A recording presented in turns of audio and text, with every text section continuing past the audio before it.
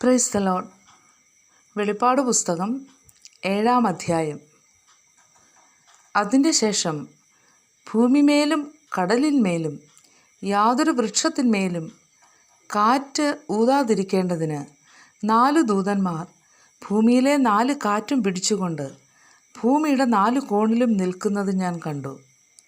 മറ്റൊരു ദൂതൻ ജീവനുള്ള ദൈവത്തിൻ്റെ മുദ്രയുമായി കിഴക്ക് നിന്ന് കയറുന്നതും കണ്ടു. അവൻ ഭൂമിക്കും സമുദ്രത്തിനും കേടുവരുത്തുവാൻ അധികാരം ലഭിച്ച 4 ദൂതന്മാരോട്, നമ്മുടെ ദൈവത്തിൻ്റെ ദാസന്മാരുടെ നെറ്റിയിൽ ഞങ്ങൾ മുദ്രയിട്ട് കഴിയുവോളം ഭൂമിക്കും സമുദ്രത്തിനും വൃക്ഷങ്ങൾക്കും കേടുവരുത്തരുത് എന്ന് ഉറക്കെ വിളിച്ചു പറഞ്ഞു. മുദ്രയേറ്റവരുടെ എണ്ണവും ഞാൻ കേട്ടു. ഇസ്രായേൽ മക്കളുടെ സകല ഗോത്രത്തിലും നിന്ന് മുദ്രയേറ്റവർ 144,000 പേർ.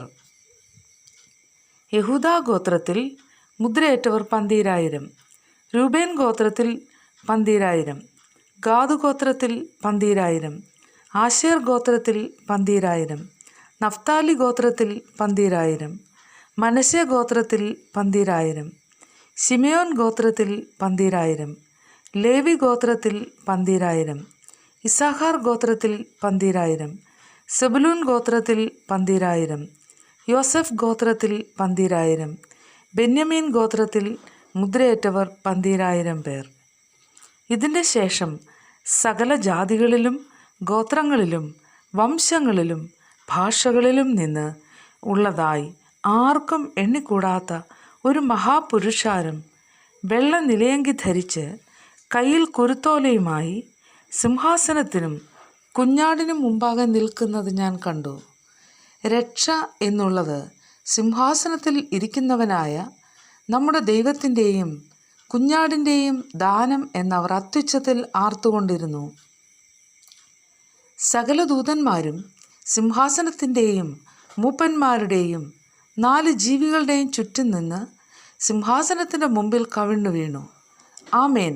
നമ്മുടെ ദൈവത്തിന് എന്നേക്കും സ്തുതിയും മഹത്വവും ജ്ഞാനവും സ്തോത്രവും ബഹുമാനവും ശക്തിയും ബലവും ആമേൻ എന്ന് പറഞ്ഞു ദൈവത്തെ നമസ്കരിച്ചു.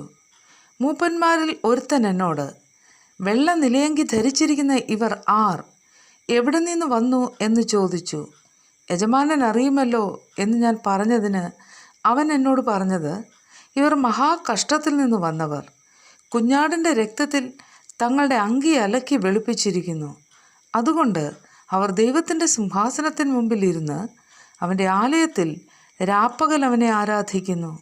സിംഹാസനത്തിൽ ഇരിക്കുന്നവൻ അവർക്ക് കൂടാരമായിരിക്കും. ഇനി അവർക്ക് വിശക്കയില്ല, ദാഹിക്കയുമില്ല. വെയിലും യാതൊരു ചൂടും അവരുടെ മേൽ തട്ടുകയുമില്ല. സിംഹാസനത്തിൻ്റെ മധ്യേ ഉള്ള കുഞ്ഞാട് അവരെ മേയിച്ച് ജീവജലത്തിൻ്റെ ഉറവുകളിലേക്ക് നടത്തുകയും ദൈവം താൻ അവരുടെ കണ്ണിൽ നിന്ന് കണ്ണീരെല്ലാം തുടച്ചു കളയുകയും ചെയ്യും. ആമേൻ.